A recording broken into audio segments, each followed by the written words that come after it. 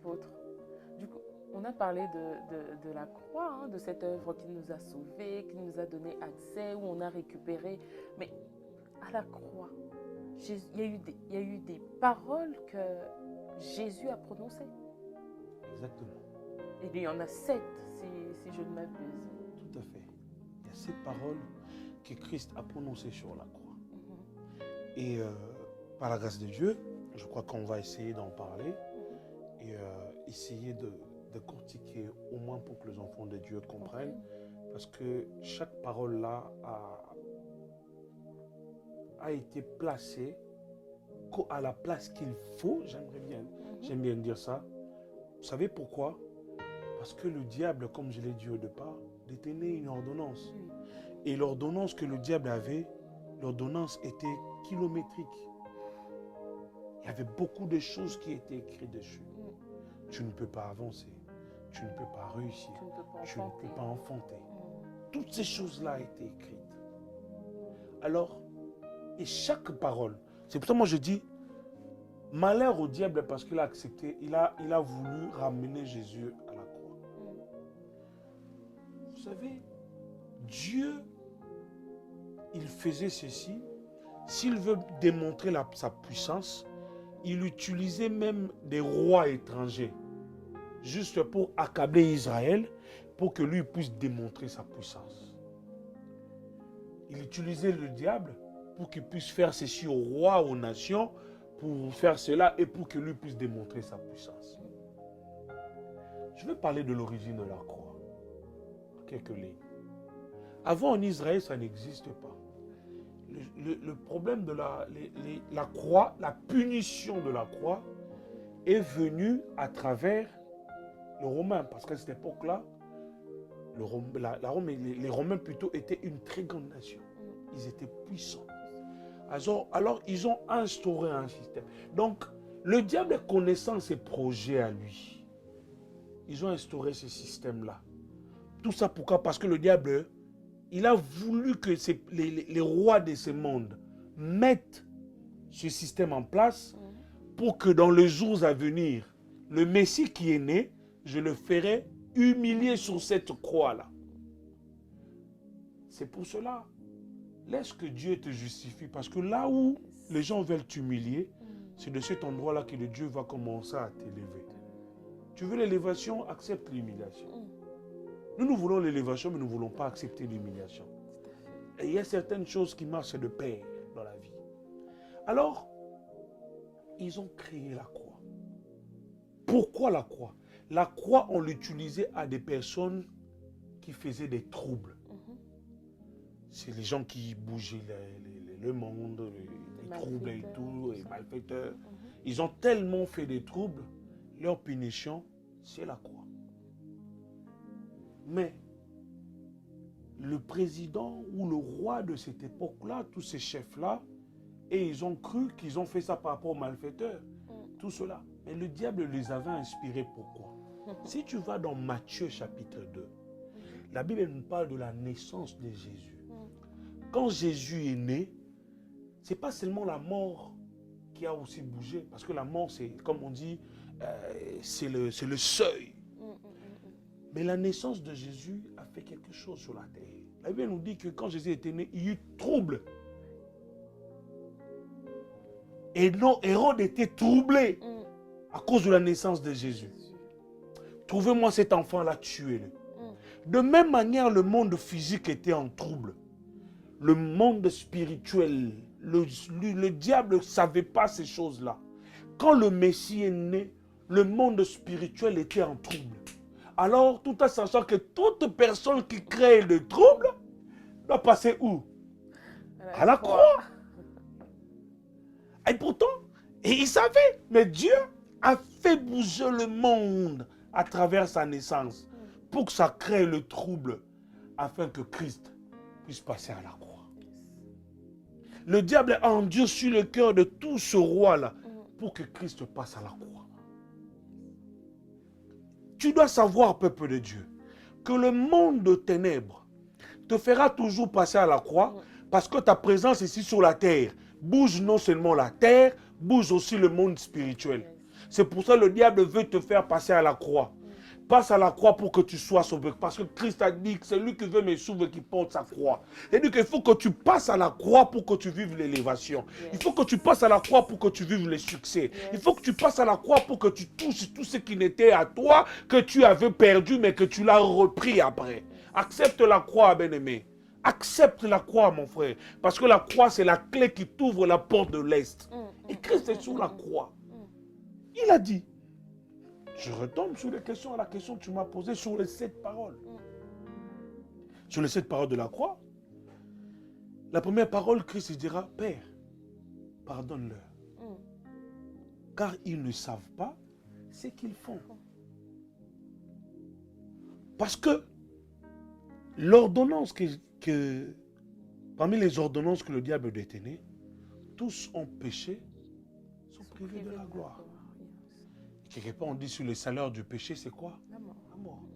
Donc, on avait déjà une ordonnance de la mort. Vous savez, par la grâce de Dieu, j'ai fait les sciences à l'université, j'ai mon diplôme de licence en sciences politiques et administratives. Il y a une différence entre les arrêtés, les ordonnances, les lois. Les ordonnances sont signées que par le roi, le président. Et ça ne tombe pas. Un arrêté est signé par un ministre, mais au-dessus du ministre, il y a le roi, il y a le président qui peut faire tomber ça. Mais quand on signe l'ordonnance, au-dessus du président, il n'y a pas. Mais au-dessus du diable, il y a notre Père. Tu vois. Alors il a dit, ok, il a fallu que Christ dise cette première parole, parce que c'était parmi les ordonnances que le diable détenait. Je m'excuse, vous êtes consigné à mourir. La mort n'est pas seulement physique, elle est aussi spirituelle. Que tu fasses ici, ça ne marche pas. Il y en a d'autres aussi, ils ont déjà la mort de naissance, ils ne peuvent pas concevoir, ils ne peuvent pas mettre au monde. Mais quand ils ne peuvent pas toucher, ils ne peuvent pas se marier, ils ne peuvent pas devenir millionnaires, ils ne peuvent pas franchir une étape. Mais simplement que Dieu, Jésus dira, Père, pardonne-leur. Parce que l'horreur du diable, quand il l'a fait passer, il ne savait pas qu'à travers les paroles du Christ, il faisait déjà tomber quoi? Il faisait tomber les ordonnances. Quand Christ a commencé à pardonne-leur, c'est-à-dire que l'ordonnance de la mort qui pesait sur nous à cause du péché, la première parole de la croix l'a fait tomber. Pour les gens qui peuvent aller vérifier cette parole, peuvent lire dans Luc 23, Luc chapitre 23, le verset 34. Là où il dit, Père, pardonne-leur car ils ne savent pas ce qu'ils font. Pourquoi? Parce que l'ordonnance du péché était encore dans leur vie. Je veux passer pour jeter pour qu'on puisse gagner notre temps. Il y a la deuxième parole. Là où maintenant il dira, en vérité, je te le dis, aujourd'hui, tu seras avec moi dans le paradis. Vous savez, quand Christ disait en vérité, c'est-à-dire qu'il confirmait quelque chose qu'il est en train de te le dire. C'est par deux choses immuables, comme le dit dans Hébreux 6,16, que Dieu lui-même ne peut pas s'en détourner. C'est la parole et le serment. Au-dessus de Dieu lui-même, c'est sa parole. Donc c'est pour ça que quand Dieu te donne une parole, ça ne rentre pas chez lui si ce n'est pas encore accompli. Alors il dit en vérité, je te le dis, moi, je te le dis en vérité. Aujourd'hui, tu seras avec moi au paradis. En fait, Christ, il a dit à cet homme, quand il a dit aujourd'hui, tu seras avec moi, c'est bon de lui dire que non, tu seras jugé avec moi. Tu seras crucifié avec moi. Tu seras enseveli avec moi. Tu seras ressuscité avec moi. Et tu seras assis aussi avec moi à la droite du Père. Wow. L'avantage de toutes ces choses-là bien avant, c'est Christ qui passe ça pour nous. Nous bénéficions de quoi? De la résurrection et de s'asseoir auprès du Père. Tu vois? Donc tout ce que je t'ai dit, en vérité, je te le dis. En vérité, je te dis ma soeur. En vérité, je te dis mon frère. Si tu il y a Jésus avec toi. Sache-le que tu es crucifié avec lui. Tu es mort avec lui. Et tu es ressuscité avec lui. Tu ne te limites pas là.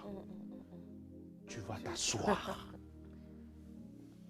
Comme Dieu est assis. Écoute, il y a beaucoup d'enfants de Dieu qui sont encore des chrétiens du premier jour. C'est-à-dire? C'est des chrétiens qui se sont limités juste sur la croix. Ah oui. Moi, quand j'ai prié, les chrétiens limités à la croix. Il y a des chrétiens du deuxième jour. Ils se sont limités là. C'est des chrétiens qui sont descendus à la croix, qui sont entrés aussi dans les tombeaux. Ils sont limités là. Moi, j'ai vécu des choses avec Dieu. Mais il y a aussi ce qu'on appelle des chrétiens du troisième jour. Qui sont montés à la croix. Ils sont entrés dans les tombeaux. Et ils sont ressuscités avec Jésus. C'est cet homme-là. Il a dit, aujourd'hui, tu seras avec moi. Pas n'importe quel endroit. Nous, quand nous cherchons encore le paradis, cet homme-là, on lui a déjà donné le paradis. Simplement, il voulait dire, je te donne l'accès à la porte de l'Est pour que tu ailles manger le fruit de l'arbre de vie. Quelle que soit ta situation, quel que soit ce que tu peux vivre, bien-aimé dans le Seigneur, tu dois retenir une chose, que le païen souffre, toi tu souffres. La seule différence est que toi tu as le paradis. Lui, il n'en a pas. C'est comme c'est dit lépreux. Et tous ils étaient guéris. Mais un seul était sauvé. Les 9 étaient guéris. Et tous ils ont reçu la guérison. Mais la seule différence entre ce lépreux et le 10 autres, lui il était non seulement guéri, mais il était aussi sauvé. Mais par contre, les 9 autres, ils étaient juste guéris. Point. C'est limité là. Donc le problème, c'est que il faut rester avec Jésus. La troisième parole, il dit, femme, voici ton fils. Et à Jean, voici ta mère. Tu vois, cette parole crée beaucoup aussi de confusion. Et pourquoi Jésus appelle sa mère femme? C'est quand même sa maman. En ce moment-là, il était à la position de deuxième Adam. C'est lui qui est venu sauver. Il était venu à la place de l'agneau. Parce que la Bible dit dans Hébreux 11, si je ne me trompe pas, il est entré une fois, non avec le sang de bouc, ni avec le sang de taureau, mais avec son propre sang, ayant obtenu une rédemption éternelle. Tout ce que Dieu obtient pour nous est éternel. Ce n'est pas par partie. Alors quand il dit femme, regarde ton fils. Fils, regarde ta mère. Jésus voulait présenter un amour qui devait être solide entre les familles. Vous savez, moi, ça me fait très mal qu'on prêche un évangile pour te dire que non, ta maman, c'est une sorcière, il faut la laisser. Non, ton papa, c'est un sorcier, il faut l'abandonner. Non. L'évangile ne nous parle pas de ça. Il dit, voici. C'est-à-dire que toi, tu as des devoirs envers lui. Elle aussi, elle a des devoirs envers toi. Mais nous aujourd'hui, nuit et jour, nous dormons à l'église, mais nous abandonnons nos propres familles. Mais nous oublions que le départ de l'église, c'est d'abord la famille. J'aimerais interpeller à quelqu'un. Toi qui aimes toujours regarder l'état d'âme de tes frères, de tes parents, ils doivent passer ici. Écoute, Christ a montré à Jean-Marie et il a montré à Marie, Jean. C'est-à-dire que prends soin de cette femme et la femme prend soin de ce fils. La femme qui peut être aussi la représentante de l'église, tu verras que la représentation plutôt de l'église, tu verras quelqu'un qui prie à l'église. Le pasteur jeune prie pour lui nuit et jour. Mais lui, il prend son offrande de sa dîme il envoie un autre pasteur qui ne gêne même pas, qui ne peut pas, même pas pour lui. À l'autre bout de la À terre. l'autre bout, de l'autre côté là-bas. Où tu verras un enfant de Dieu qui laisse ses parents souffrir, mais qui va aider aussi à un moment de... C'est bien d'aider. Mais elle a dit, si tu veux commencer à faire du bien, fais-le d'abord. On dit d'abord. Toi, les d'abord, ça ne te regarde pas. Toi, c'est d'abord de là-bas. On t'a toujours connu le meilleur homme du monde là-bas, mais ta femme à toi à la maison ne te connaît même pas que tu es un meilleur homme. Et non, tu es un meilleur homme. Hein, mon homme? Prouve d'abord. Là-bas après. C'est ce que nous... Christ nous veut... Écoute, avoir une relation collatérale. Aime celui qui est en face de toi. C'est vrai qu'aujourd'hui, on méprise, si je peux le dire ainsi, ceux qui sont du dedans, de chez nous. Exactement. Nos familles.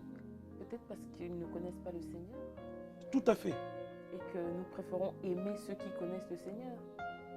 Non. Pasteur, nos églises aussi nous poussent aussi à pouvoir aimer davantage ceux qui sont dans l'église et haïr, au fait, les nôtres.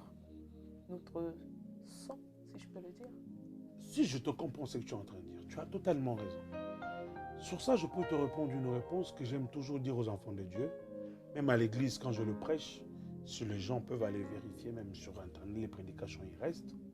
Je dis, si tu entres dans une église et on te prêche des choses qui n'ont pas de fondement biblique, sors de cette église-là.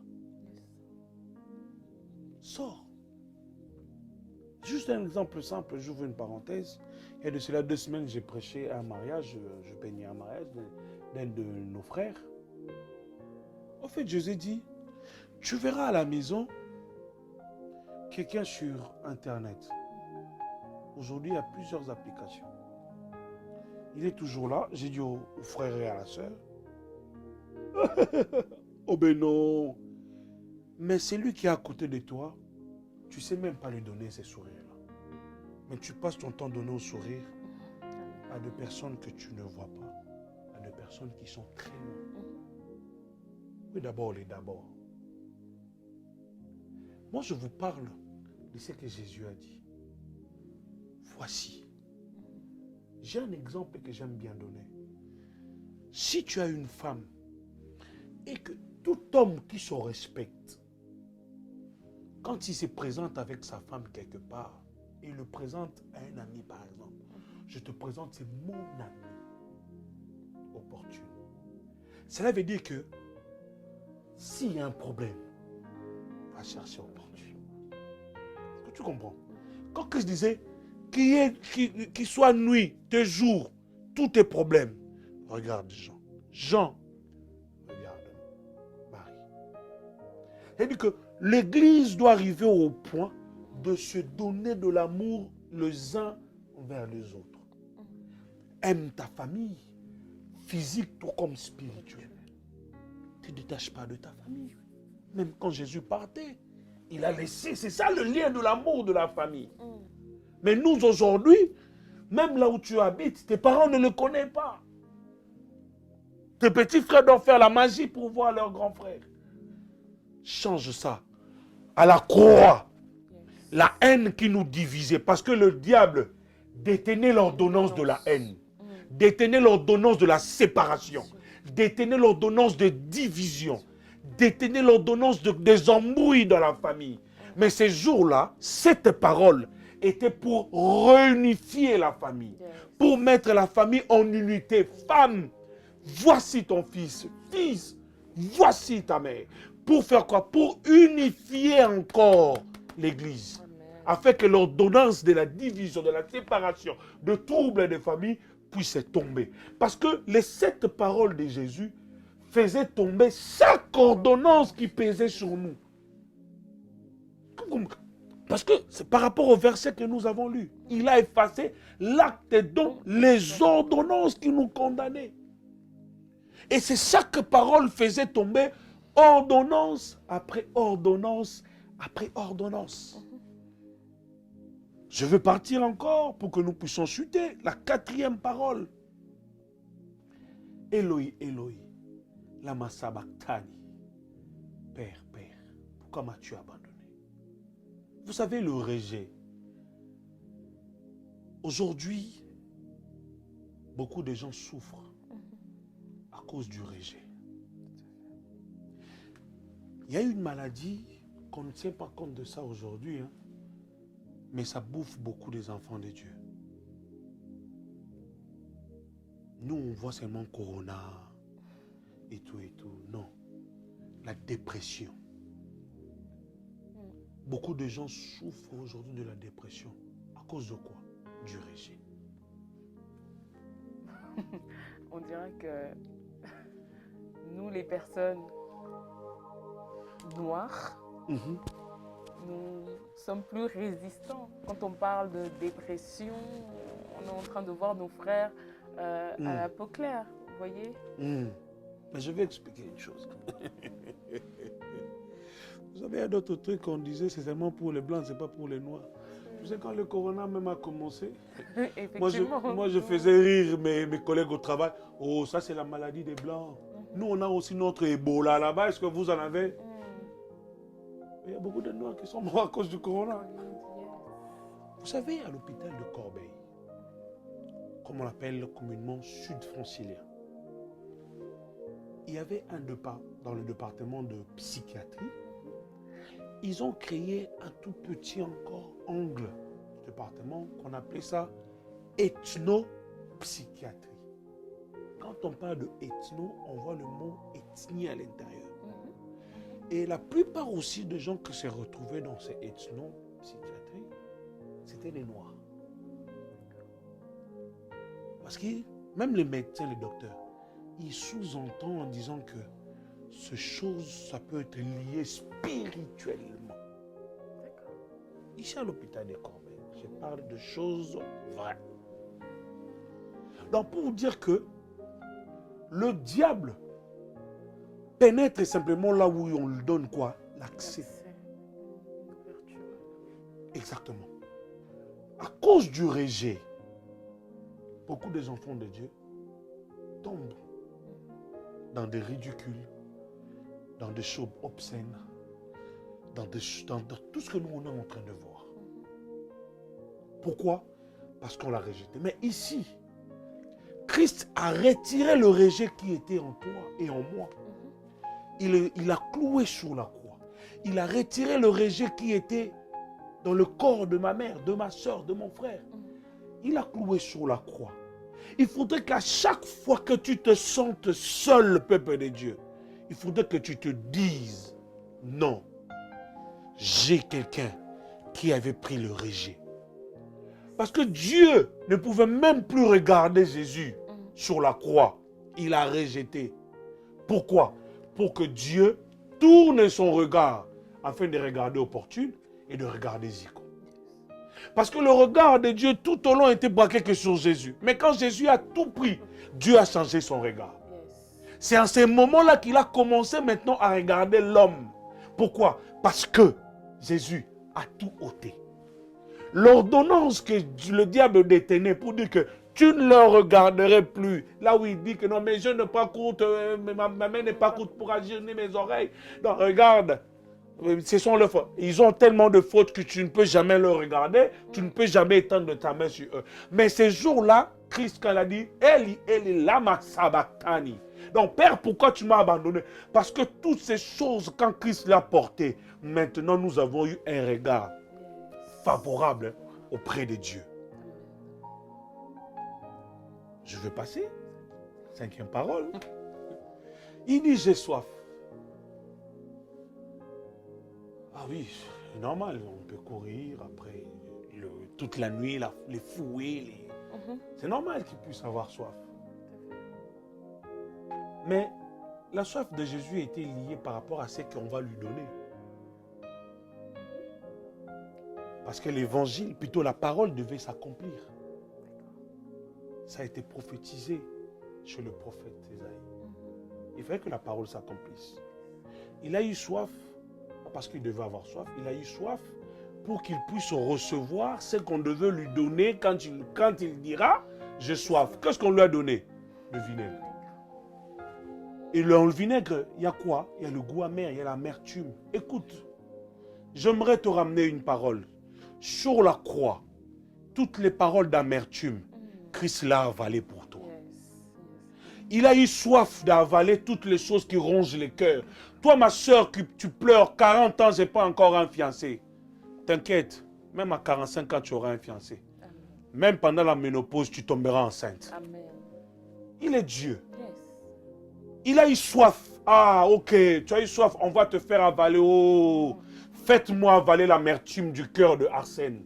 Faites-moi avaler les soucis de Opportune. Faites-moi avaler les inquiétudes de Zico. Faites-moi avaler les problèmes qui rongent le cœur de Shaggy. Parce que lui, il doit recevoir et moi, je dois le prendre. C'est pour ça qu'il avait dit, j'ai soif. Soif de quoi? D'avaler les choses qui nous rongeaient de l'intérieur. Parce que l'eau nourrit l'intérieur. L'eau ne nourrit pas l'extérieur. L'eau nourrit l'intérieur. Et Dieu, Jésus devait nous sauver des choses extérieures et des choses intérieures. Parce que le diable détenait l'ordonnance. Ce n'était pas que l'ordonnance des choses extérieures. Parce qu'il y a d'autres bénédictions extérieures. Vous savez, il y a des gens qui ont beaucoup d'argent, mais qui pleurent en douceur. Il n'a pas la paix. Mais il a l'argent. Ah, ce type est béni, mais la nuit... Mais tu verras aussi quelqu'un qui n'a pas l'argent, il n'a pas des millions, mais il est l'homme le plus heureux de la terre. C'est comme des fois, mes collègues me demandent, comment tu vas? Je dis, moi, je vais toujours bien. Moi, c'est ma réponse. Je dis toujours, je vais toujours bien. Pourquoi? Parce qu'il y a quelqu'un qui a avalé ma souffrance. Il a avalé mon amertume. Il a avalé les points d'interrogation qui est dans ma tête. Je sais une chose, que sur la croix, Dieu, je ne vais pas encore dire cette parole-là, parce que c'est parmi les points. 6e point, on passe. Sur la croix, maintenant 6e parole. Tout est accompli. Il a accompli quoi? Il a accompli de nous redonner l'identité. Il a accompli de quoi? De refaire de nous les membres, les citoyens de notre cité. Il a accompli quoi? Il a accompli que nous puissions aussi maintenant avoir accès à la porte de l'Est pour manger le fruit de l'arbre de la vie. Si tu n'as pas la vie dans ton travail, ben le message c'est que sur la croix, Dieu t'a donné l'accès pour manger le fruit, afin que ton travail ait la vie. Oh, je ne comprends pas pourquoi la santé de mes enfants se dérange. Pourquoi les problèmes de mes enfants ne changent pas. Il a dit tout est accompli pour que tu aies accès à la porte. Ma soeur, mon frère, là où tu es, lève-toi. Entre dans la porte de l'Est. Va toucher l'arbre de vie. Prends le fruit. Oh, mange. La vie touchera tous les plans de ta vie. Alléluia. Le problème est simplement que nous prenons la Pâque. Comment? C'est devenu comme un slogan. Oh Pâques, oh Pâques. Non, la Pâque n'est pas un slogan. La Pâque est un mode de vie. Il faut que tu le vives. Il faut que tu vives la Pâque sur tous les plans de ta vie. Il faut que tu vives l'accomplissement. Maman, il n'a pas laissé le trône pour devenir un slogan. Non, il a laissé le trône pour que tu vives, tu touches, tu marches, tu saisisses et que tu changes. Yes. C'est ça la Pâque, c'est ça la croix. C'est pas simplement les chocolats, les œufs, la chasse aux œufs. Ah mon Dieu, tout est accompli. Tout est accompli. Il y a des gens qui parlent peut-être mieux français que moi, je me débrouille. Mais quand on parle de tout, c'est-à-dire que rien n'est resté. Tout. Rien n'est resté. Mais pourquoi, jusqu'à présent, tu continues à aller voir les marabouts pour te donner des enfants? Mais c'est à cause de ces marabouts-là qu'on avait pris tous tes enfants, le diable a mis ça dans une ordonnance. Moi, ce qui m'étonne, tu verras aussi des enfants de Dieu qui vont dans des cimetières, implorer les ancêtres qui sont morts depuis longtemps, qui puissent venir lui donner le mariage, donner les travail. Mon frère, arrête ça.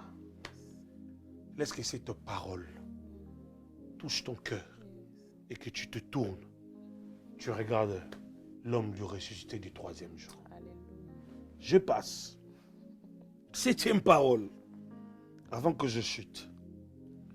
Il a dit, Père, entre tes mains, je me remets. Non, je remets mon esprit.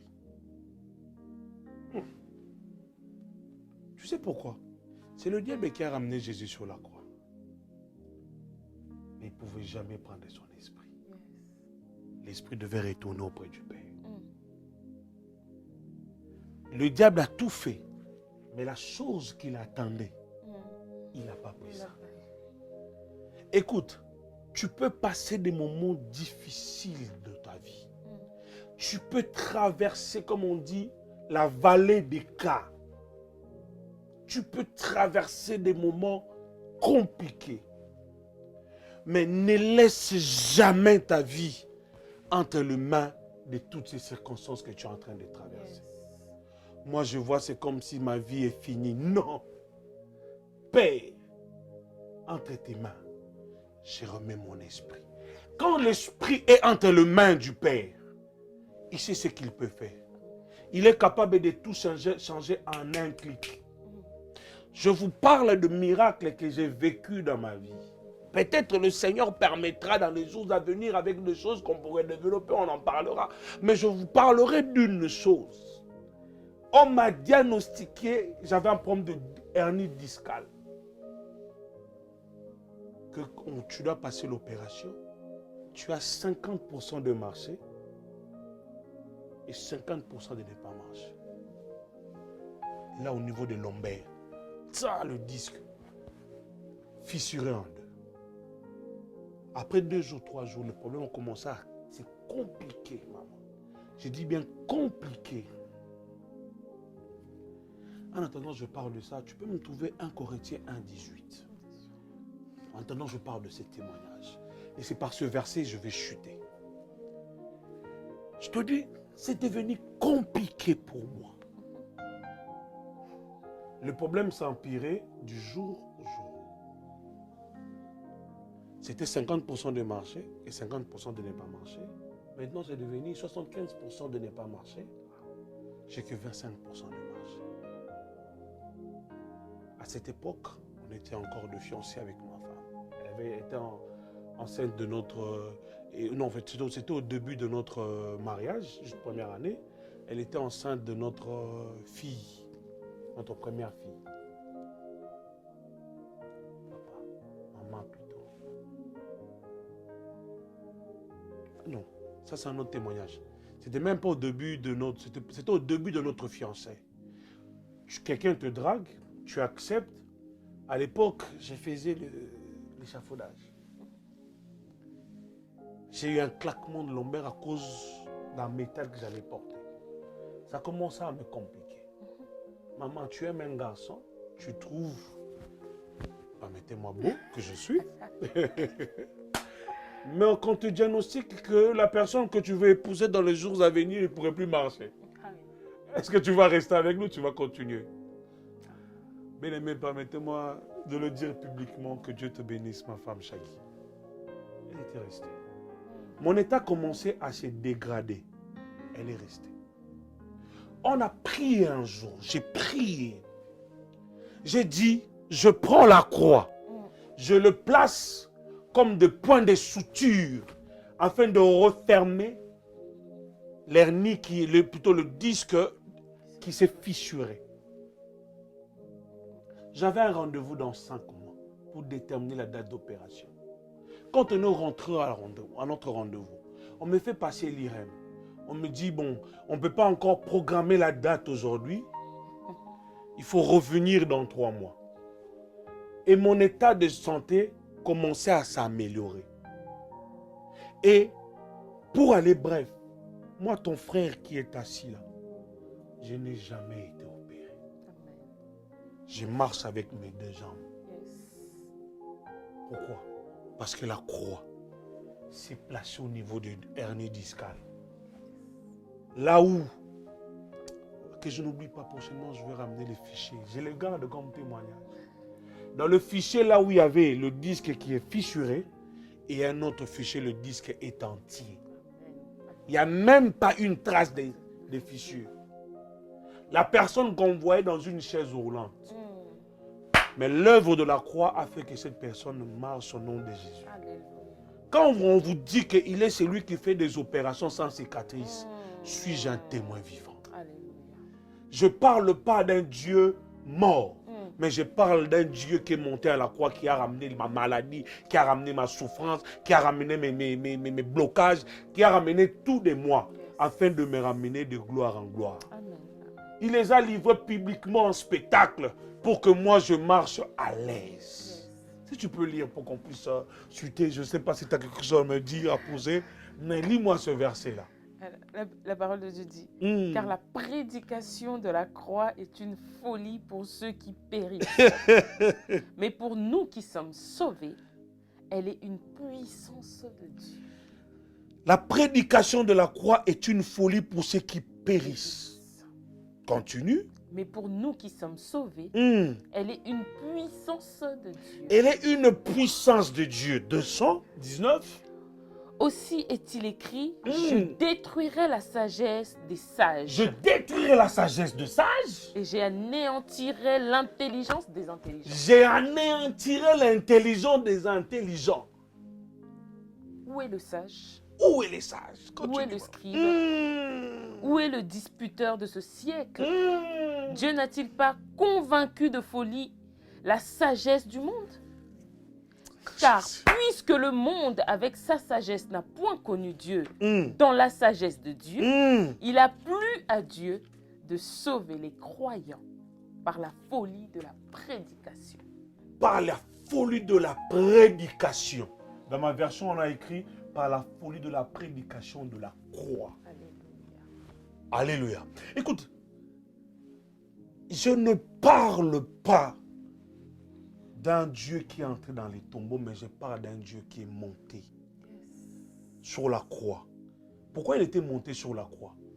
Pour clouer tous les problèmes de nos vies. Il est descendu à la croix. Il est parti dans le tombeau. Pourquoi?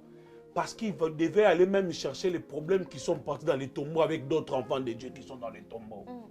Parce qu'il y a d'autres enfants de Dieu. Quoi qu'il est mort, enfant de Dieu, il est mort avec des soucis. Donc, les soucis, donc il a suivi les soucis même qui étaient partis dans le tombeau. Aucune chose, aucune ordonnance du diable qui est même parti dans les tombeaux avec des enfants de Dieu devait rester là-bas. Il a fallu qu'il récupère tout. Il a tout récupéré comme ordonnance.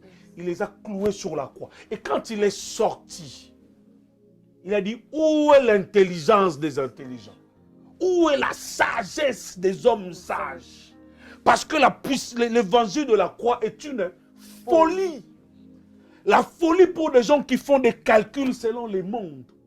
Mais non, pour les disputeurs, j'ai aimé quelque part dire, pour les disputeurs. Écoute, il y a des gens qui, nuit et jour, qui disputent sur ta vie. Nous allons voir si elle va avancer. Nous allons voir si elle va réussir cela. Nous allons voir. Écoute, même ces disputeurs-là, Dieu est en train de dire, où sont les disputeurs?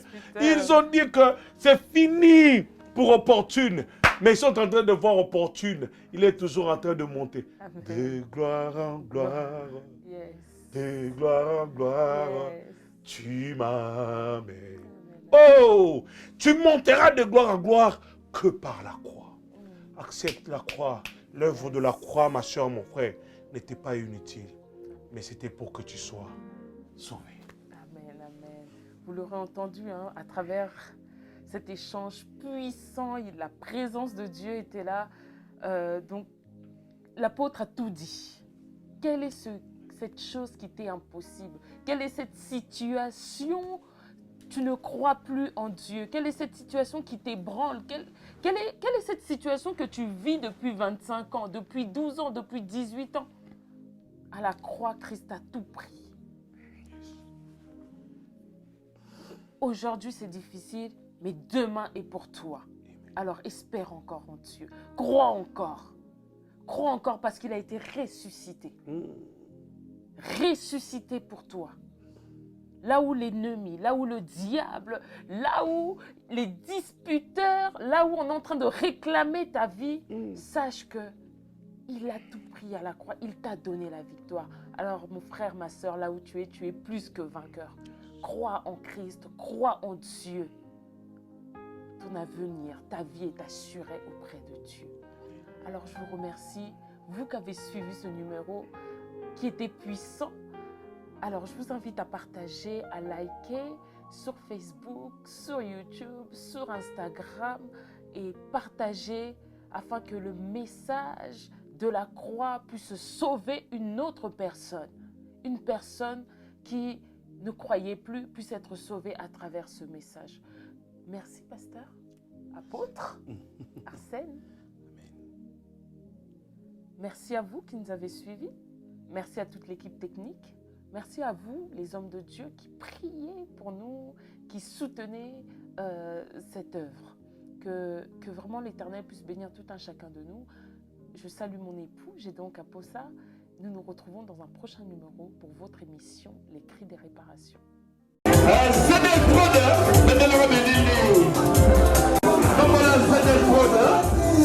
Imagine, non.